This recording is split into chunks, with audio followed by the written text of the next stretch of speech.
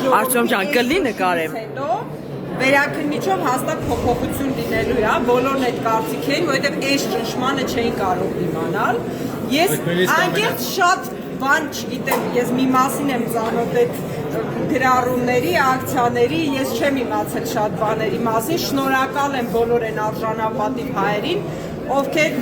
ոչ թե իմ կողմն են կանգնել այսօր, այլ փորձում են այնպես անել, որ Հայաստանում արդարադատության համակարգը չկործանվի վերջնականապես։ Հասարեն նույնիսկ Ֆարխոյանի նման երկաթյա փոխպատյա դատավորի այդ երկաթը հալվեց, հա, մեջ այդ։ Դե, Այս հանրային ճնշման արդյունքում։ Փաստորեն։ Սպասելի է, այսինքն ասում են գյուղ կանգնի գերանքը կոտրի, հիմա այդ նույնն եղավ ու շատ սպոնտան ինչ-որ բաներ եղան, ես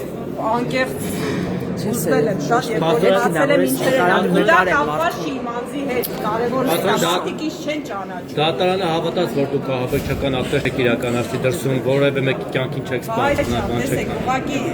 իսկումա ցանկացած մարդ կարդում է այդ գործը հասկանում է որտեղ ահաբեկչության տարի չկա